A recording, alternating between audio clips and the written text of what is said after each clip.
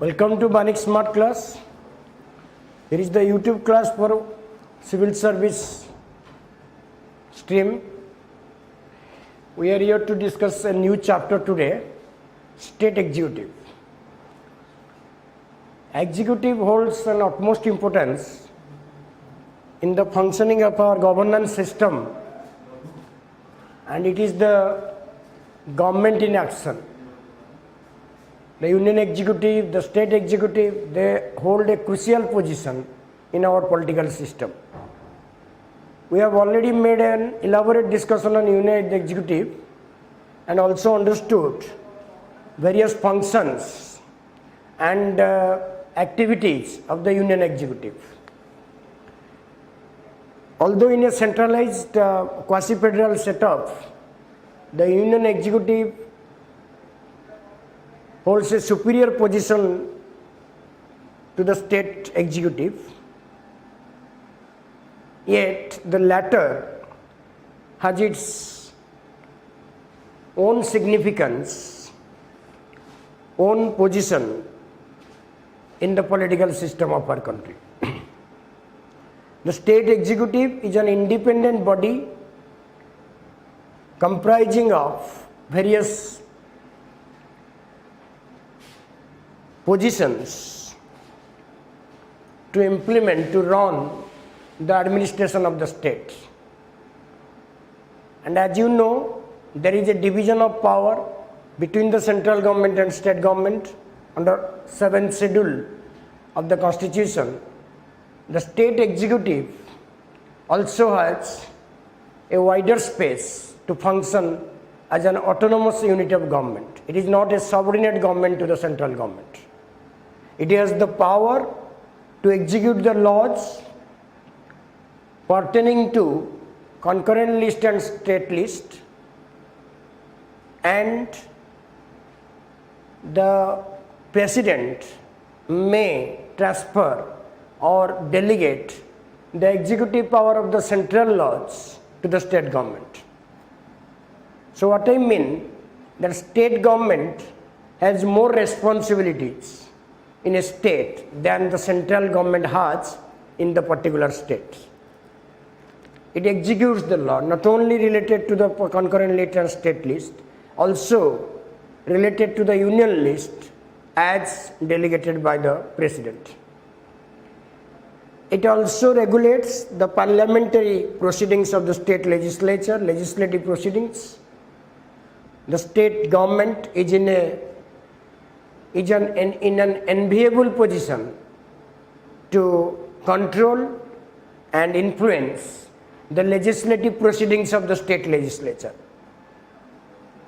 If the ruling party has a comfortable majority in the state, it can control and influence the state legislature in its own way. The state executive also acts as a bridge between the central government and state government.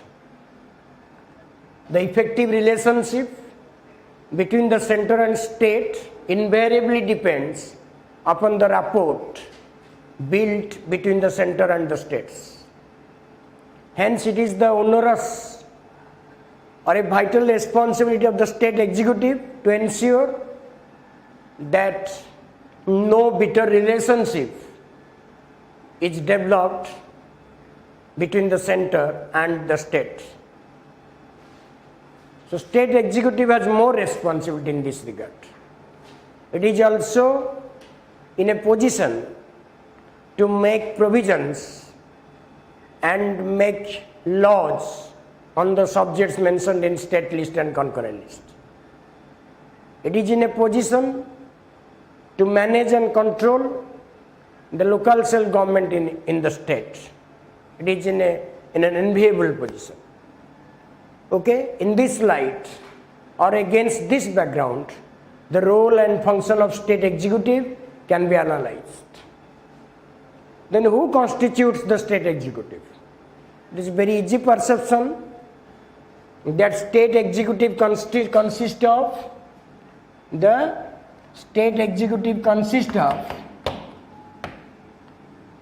the governor of the state, and the Chief Minister of the state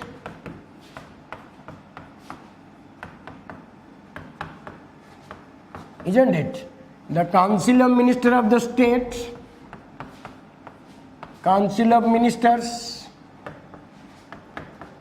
and a legal part of the executive is Advocate General.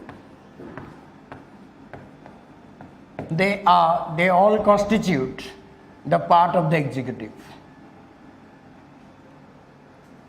And we have discussed the role briefly.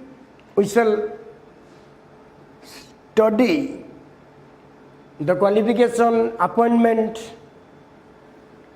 position, powers and functions of each dignitary who constitutes the state executive. Okay, so let us examine the governor first. Let us examine the governor first.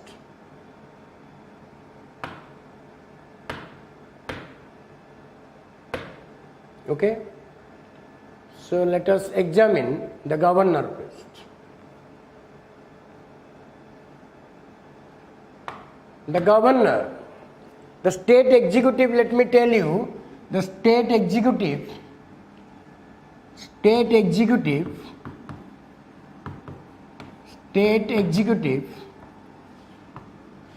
is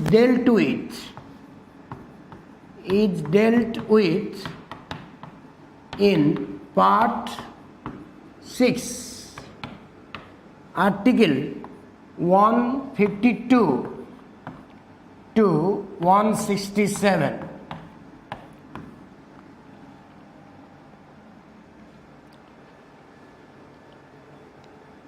So 152 is the beginning of the state part, and the governor is dealt with from 153 to 162 somewhat extent. Okay, this is the division of provisions of the executive. Article 152 says that the provisions of part 6 shall be applicable to all the states, including that was excluding Jammu and Kashmir before 2019.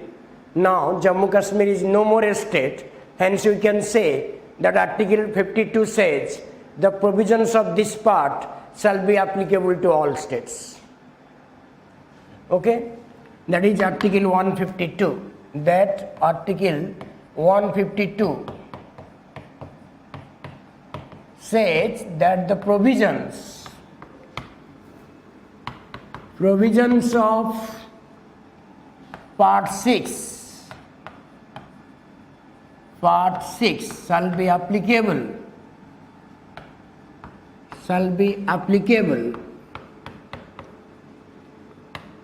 uniformly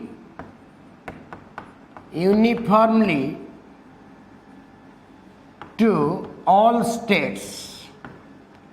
That was after the amendment made in 2019. Kindly take a note of this, that the provisions of part 6 doesn't exclude any state. Now, Article 153 says that there shall be a governor for each state.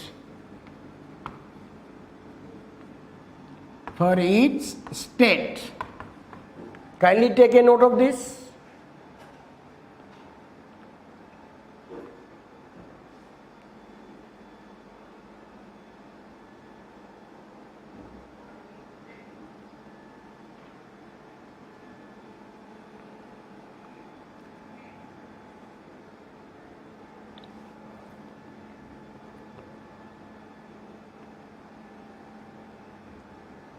Okay, but this provision has been amended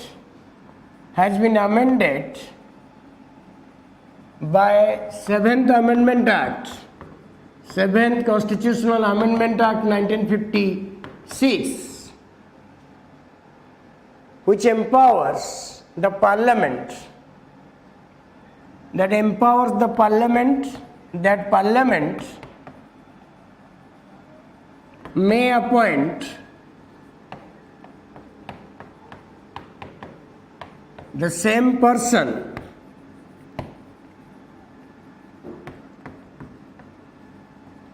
as the governor of two or more states.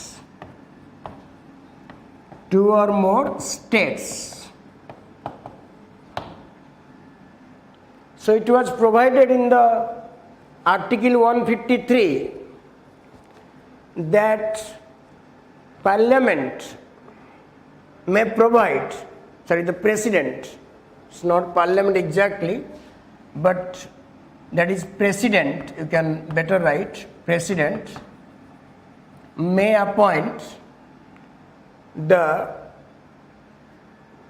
same person as the governor of two or more states. But what happens when the same person is appointed as the governor of two or more states? Remember, in these circumstances, the salary of the person who is appointed as the governor remains the same. He doesn't get double salary or triple salary, even if he is appointed as a governor of two or more states or three states.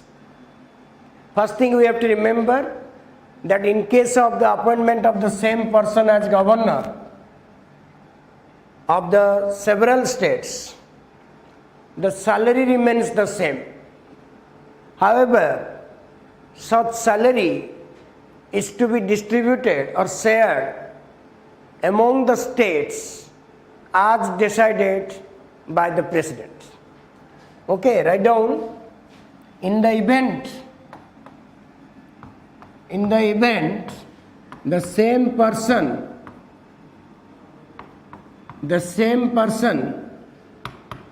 is appointed as the governor of two or more states,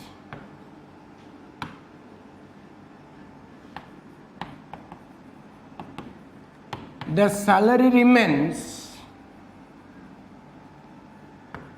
the same.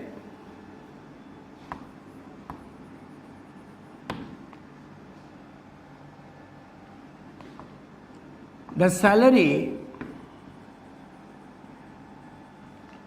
is shared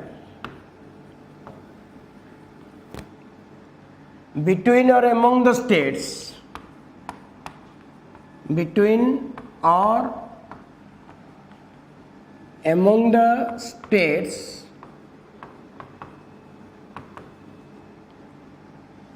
as determined by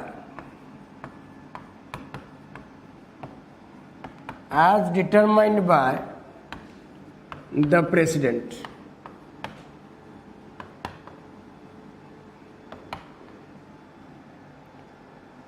So the President will decide how much will be paid by the respective states in which the same person is appointed as the governor. That was made in 7th Amendment Act 1956. Okay, this is the 153. Next is 155, that is called the appointment of the governor. 155, appointment, is dealt under Article 155 of the Constitution. Article 155 5. According to the article, the president shall be appointed by the governor shall be appointed by the president in consultation with the Prime Minister of India. There is no mention about the approval of the Union Cabinet in the appointment. It is only mentioned that the President shall appoint a person as the Governor of a state in consultation with the Prime Minister. However, there has been certain conventions that while appointing the governor for a state, the president may consult the chief minister or chief ministers of the state. It was recommended by various commissions, including the famous Sarkaria Commission of 1983. And it is a convention, not a provision in the Constitution. Remember that while appointing the governor, the president consults two dignitaries. One is your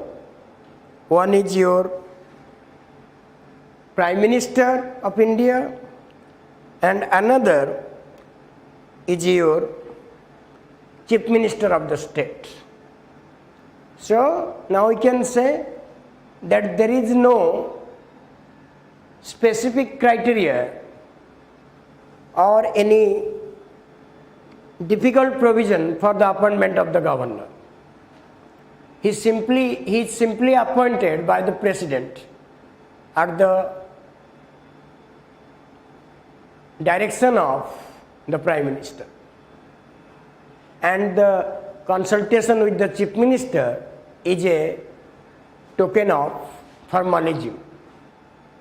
But why the governor needs to be appointed? He is the constitutional head of the state, he is the ceremonial head of the state, he is the replica of president at the state level, he is the constitutional head, it is a constitutional office. The governor is not a representative of the union government if we understand the constitutional provisions. But the past several years of experiment with this office shows that governor has acted more as a representative of the state than as a constitutional head. Why this happens? Because the very provisions related to appointment and qualifications, removal, all these things meant to make the office of the governor bound to go by the direction of the central government. So there is no specific qualifications, provisions provided. For example, any high level committee recommendation for the appointment of the governor. There is no such things. We can conclude that the appointment of the governor for a state is a sole prerogative of the central government.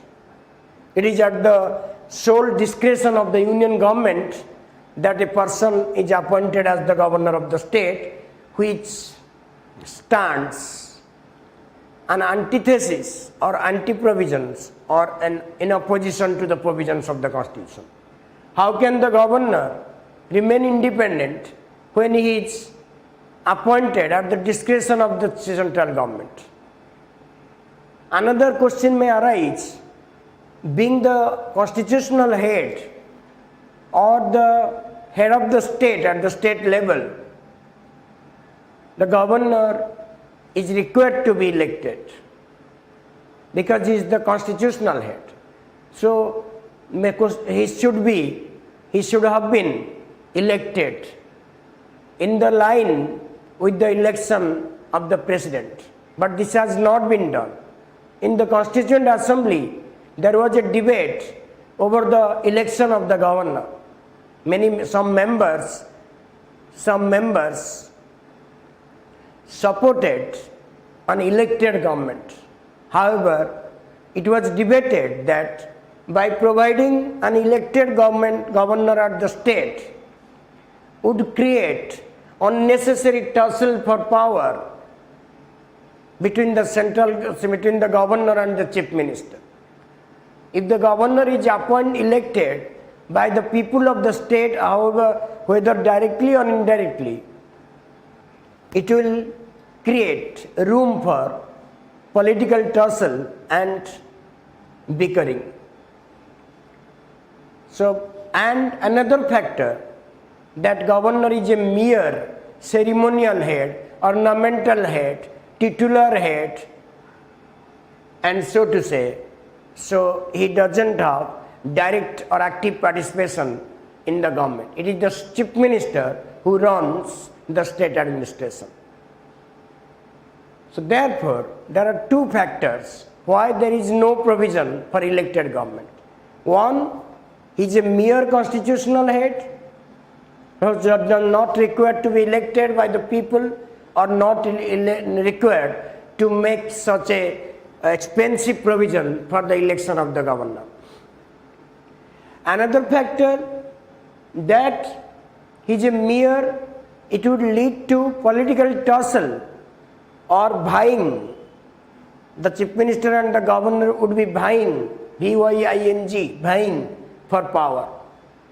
There would be infighting, tussle, bickering between them, which would threaten, which would hamper the functioning of the state government.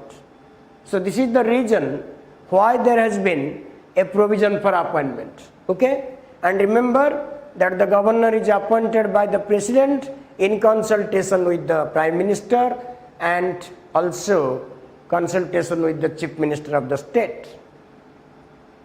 Then qualification. The qualification of the governor is mentioned in Article 157, and the Constitution provides only the basic qualification or congenital qualifications that is required. You can say that is required to become eligible for a public office in India. So according to Article 157, that the governor will possess this qualification. He must be or should be a citizen of India, and number two, should have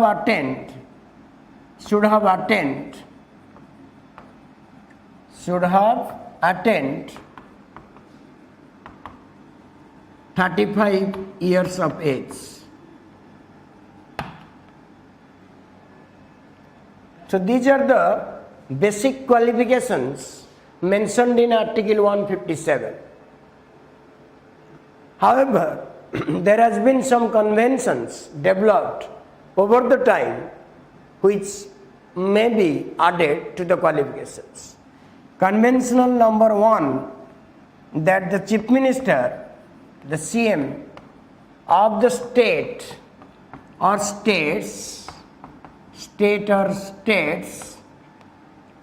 shall be consulted by the president, while appointing a person as the governor. Number 2, he or she should not be a resident of the state, or a citizen of the state or states in which he is appointed as the governor. It is recommended by the Sarkaria Commission that in order to maintain neutrality in the office of the governor, in order to add efficacy to the office of the governor, it is required that the governor of the state should not be a resident. He should not have active involvement in the local politics in the state. In other words, he or she should not be a political leader held from the state. He should be an outsider. So when outsider is appointed, he will remain neutral and he will be able to perform his gubernatorial functions in a neutral and cohesive manner in the larger interest of the state. So provision for a neutral governor is there. The demand for or the necessity for a neutral governor is there. He should not be a resident of the state. If he becomes a resident of the state, it would further add to the woes and worries of the chief minister. They will always be at loggerhead every time, vying for power or position in the state. Hence, this provision is provided or included in the provision. Remember, these are not constitutional qualifications. These are conventional provisions developed over the time. Got it? These are called the qualifications, and you have seen that they are broadly divided into two parts. One is constitutional part, another is conventional part, and conventional parts are recommended by various commissions, including the famous Sarkaria Commission that was appointed in 1983. Okay, now let us move to the next part. Governor. Appointment is already provided, and conditions of governor's office. We have to mention what are the conditions means. What is the meaning of conditions? That is constitutional conditions. Article 158. Article 158 states the condition of governor's office. Number one conditions that the governor or the person appointed as the governor of a state or states shall not be a member in either in parliament or in state legislature. In a nutshell, he should not or she should not be an MP or an MLA or a member of the state legislative council. So also should not be a member in the local bodies. No membership. If a member of the parliament or of the state legislature is appointed as the governor of a state or states, he or she should vacate the house, otherwise the seat will remain automatically vacant. That is number one. Number two, he should not hold any office of profit under the government of India and government of any state or any local government. That is also a point to be remembered. No office of profit after he occupies the office.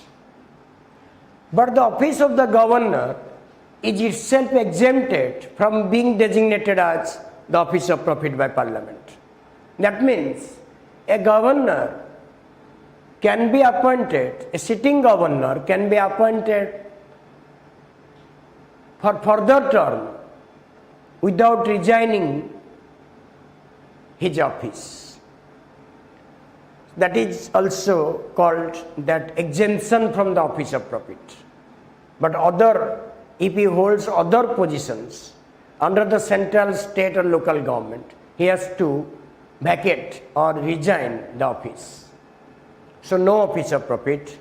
Then emoluments are shared in case the governor, as we have already discussed, in case a governor is appointed for more than two states, more than one state, his or salary would be shared among the states as determined by the presidents.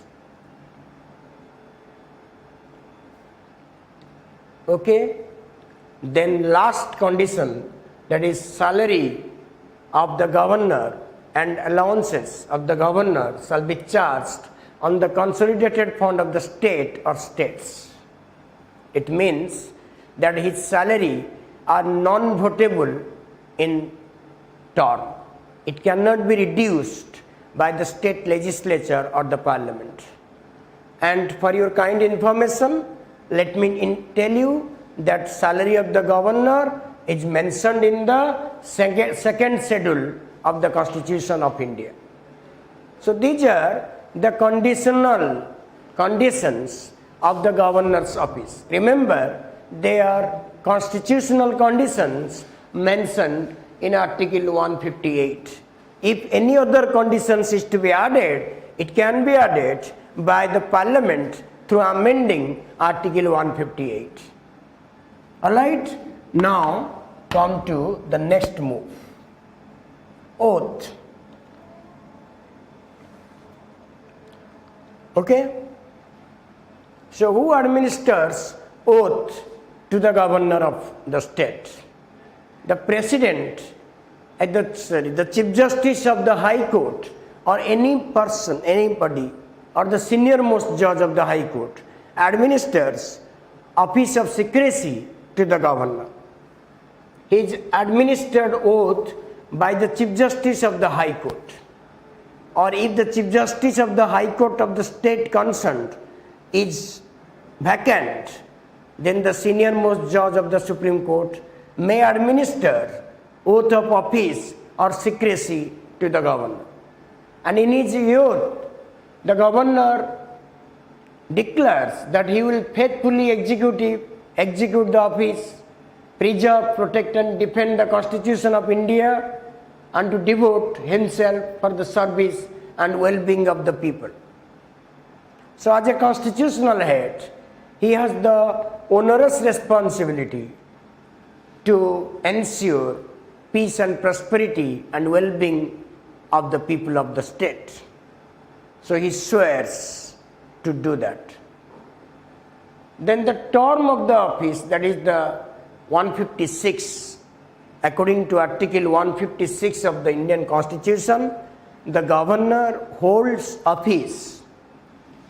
Okay, we can mention that. Article 156 reads that the governor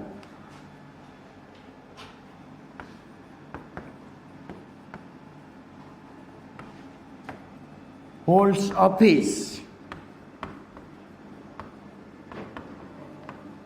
during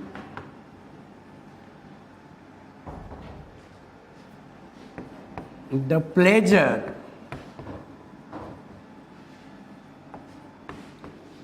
of the president.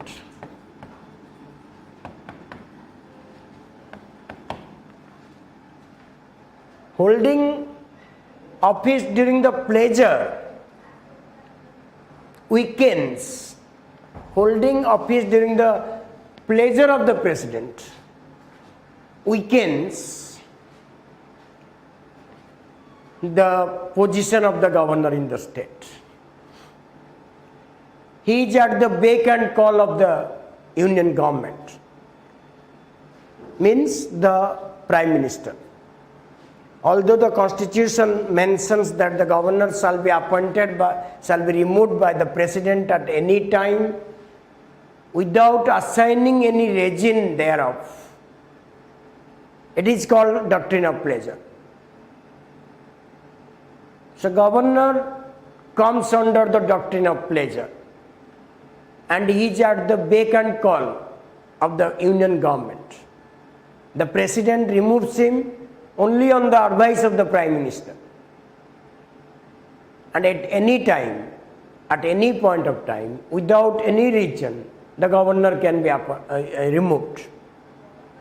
So this peculiar position related to the office of the highest office of the state is somewhat considered a lacuna in the Constitution.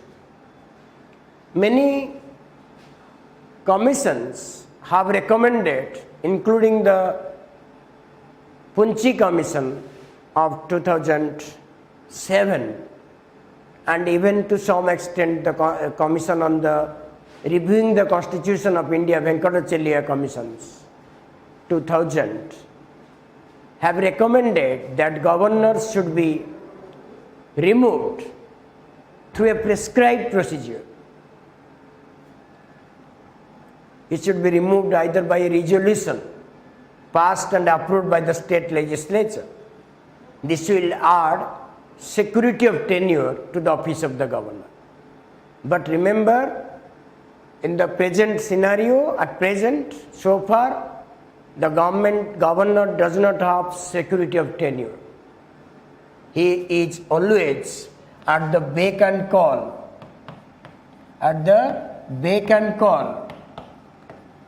of the union government. And I repeat, this peculiar position of the governor weakens the dignity, efficacy, and significance of the office of the governor, the highest state executive. And the term that prescribed, he can remain in office for 5 years.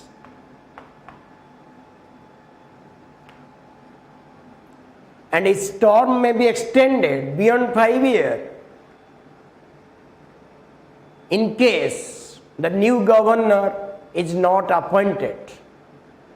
So it does not mean that the governor will have only fixed 5-year term. He may extend, it may be extended beyond 5 years in case the new governor is not appointed, or in other circumstances also if the central government is not in a position to appoint the governors. Okay, that is also to be remembered, but keep in mind that the governor has a 5-year term at a time. And with regards to salary of the governor, that is after 2018, it has been increased to 3.5 lakh per month, which is charged on the consolidated fund of the state concerned. Another notable aspect of the gubernatorial office is that it is not entitled to any post-retirement benefits, nor any pension or any other provisions is there. But the governor is provided free of rent official residence maintained by the state government. He is given a very superior residential area where the governor resides. Okay, this is, and the salary is 3.5 lakh, but no post-retirement benefits. And a person can be appointed as the governor for more than one term. There is no limit. But the very position of the governor, as you have seen, in case of appointment, in case of removal, the will of the central government prevails. It means we can say that the office of the governor is modeled or is a choice of the central government. The governor is designed to act to the tune dictated by the central government. So the provision, the comment that governor has acted more as an agent of the center than as a constitutional head of the state holds true even today. You have to analyze in this way also. All right, so these are the basic things of the governor. We shall now proceed to powers, role and powers of the government or governor of the state. Okay? Role and powers. the powers of the governor can be categorized into executive power, legislative power, judicial power,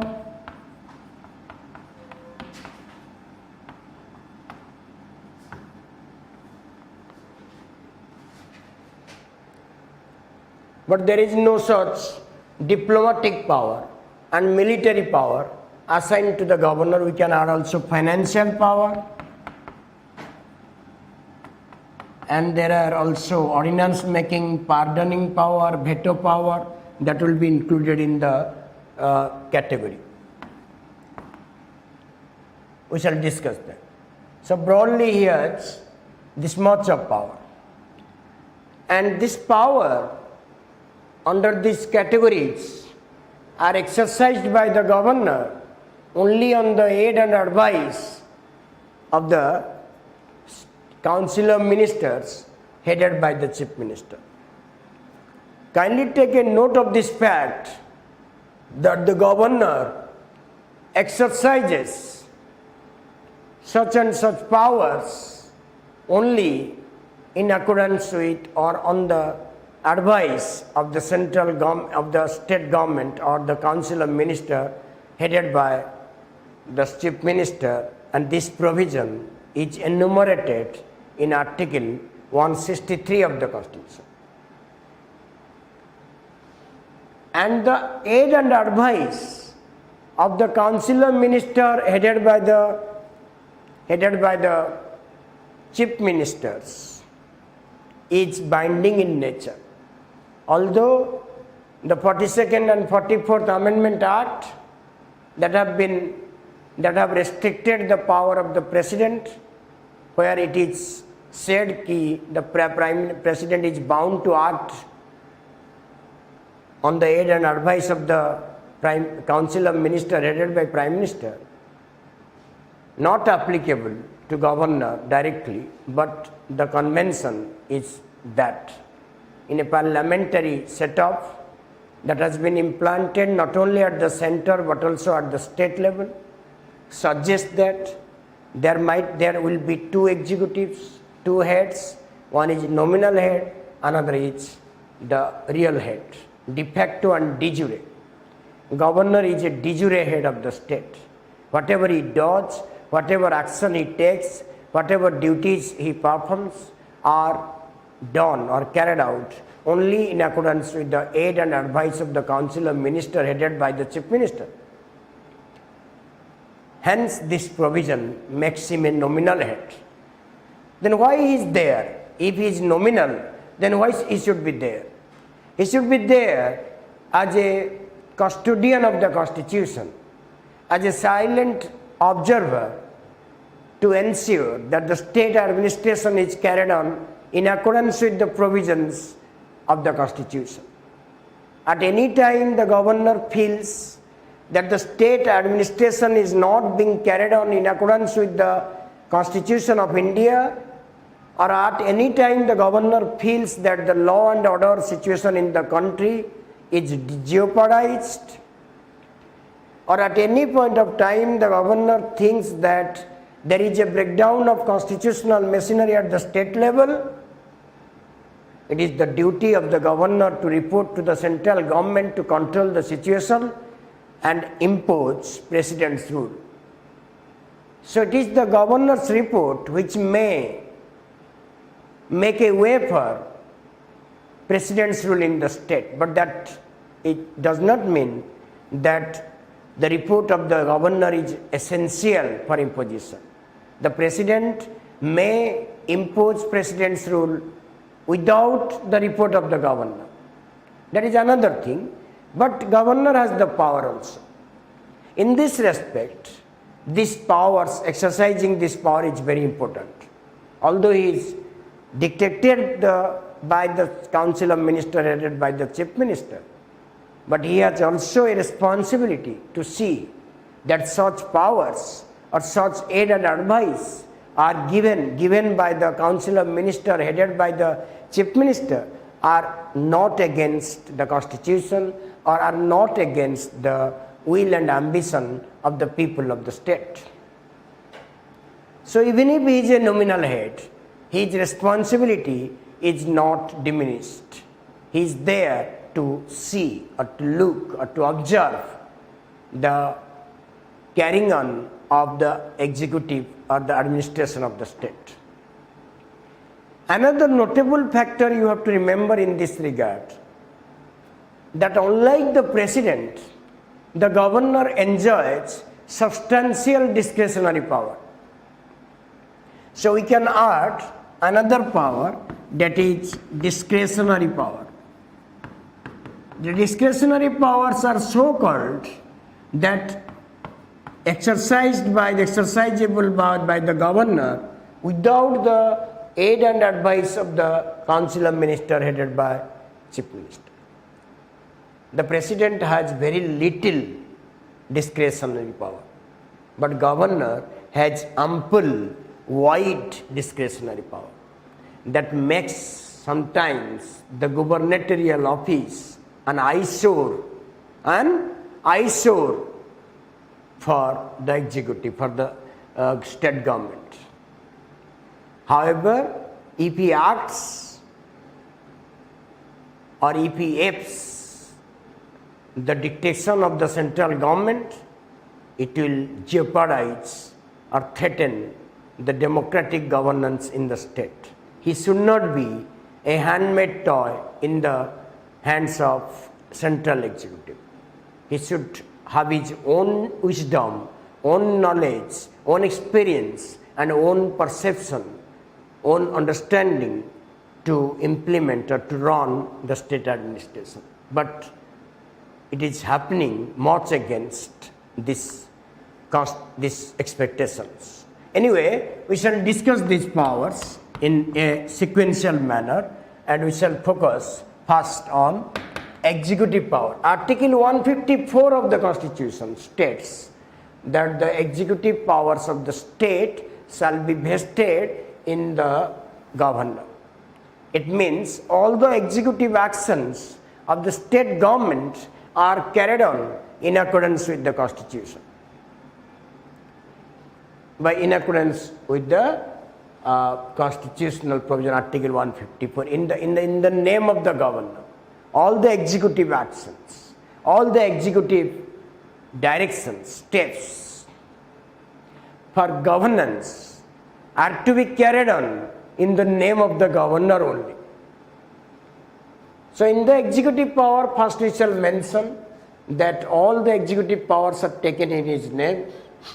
That is Article 154. He makes rules and regulations for the convenient transaction of the business of the state government. For the convenient transaction of the government of the state business, like the president. He approves the procedure of governance. He is in charge of the scheduled areas within the state. We have not mentioned it. But take a note of this, that governor is the chief administrator with regards to the scheduled areas found in the state. In the administration of scheduled areas, the governor does not consult the council of ministers headed by the chief minister. It can be considered a discretionary power of the governor, but that comes under executive powers, and he decides means the governor decides whether any act or any legislation passed by parliament or any order issued by the central government will be applicable to the scheduled areas or not. He may give direction to modify the said act or the said legislation to be applicable to scheduled areas. it means governor's decision regarding the application of any parliamentary act or legislative act of the state legislature is final. Then under executive government, he appoints various personalities. He appoints the CM of the state, chief minister of the state. But question arises whether the appointment of the chief minister by the governor is carried out at his discretion or he is bound to appoint. Both are same, both are correct. The governor is bound when there is a majority party or the largest legislative party in the state Vidhan Sabha has a comfortable majority in the house.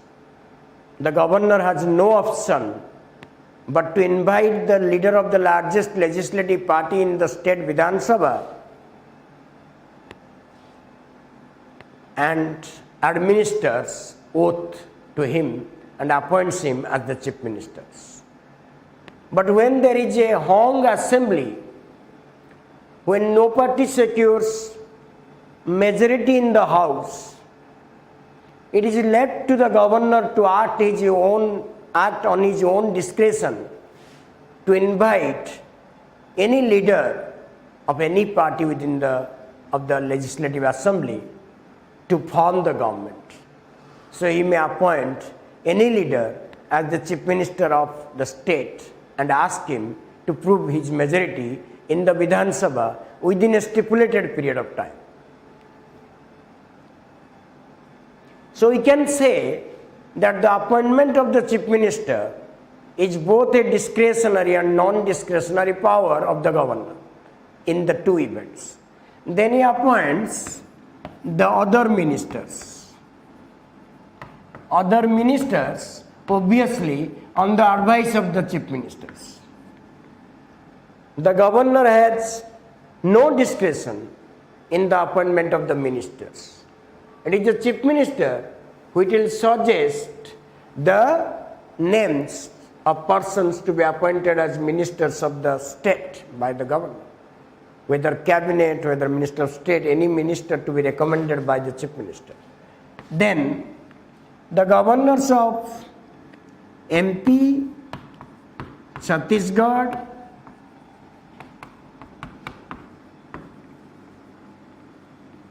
Odisha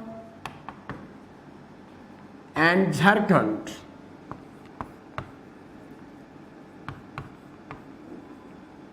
should ensure that a minister of tribal welfare is appointed by the governor in these four states.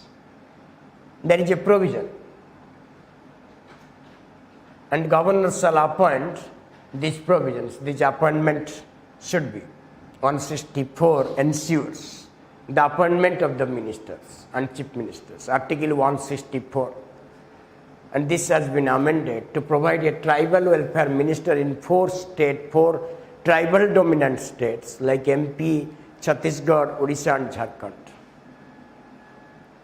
This is one of the responsibilities of these governors of these states. Then he appoints the Advocate General of the state. Advocate General on the advice of the Chief Minister. Members of OPSC, the State Public Service Commission, Chairperson and members. Chairpersons and members of State Public Service Commissions, State Election Commissions. He also appoints the State Election Commissions. But remember, these, the chairperson and members of the SPSC and chairperson and members of the chairperson of the State Election Commissions are to be removed not by the governor but by the President of India. Apart from this, he also appoints the Vice Chancellor of State Universities, and he himself is the ex officio chancellor of state universities. He makes other appointments also. He appoints the chairperson and members of the NHRC, State Human Rights Commission, on the advice of a high-level committee chaired by the Chief Minister, State Human Rights Commission.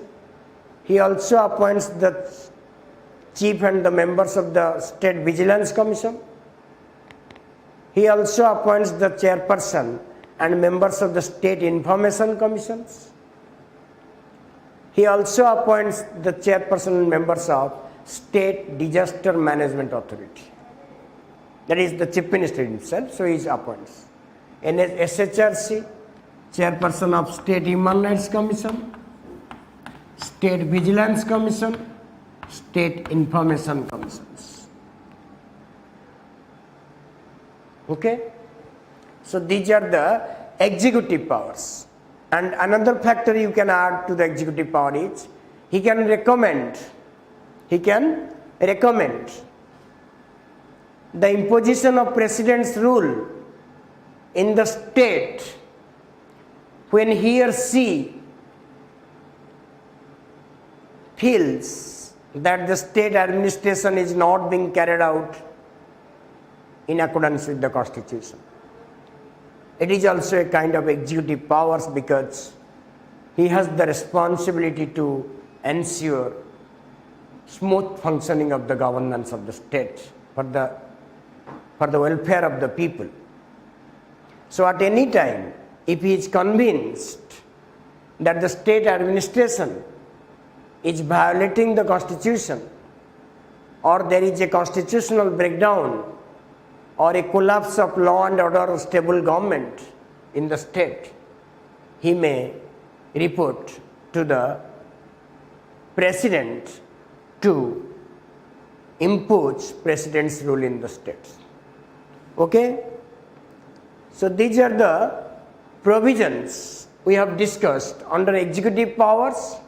As we have a limited space of time, we are growing very slowly but steadily. So in the next session, we shall be starting with other powers of the governor, and we shall close, then discuss some relevant MCQs on this chapter.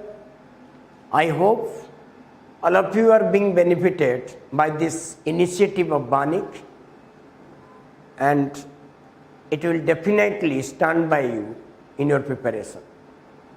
Thank you for watching our classes on YouTube. Thank you for your unconditional support in following us. We shall make all our efforts, possible effort, to satisfy your needs and aspirations. Thank you very much.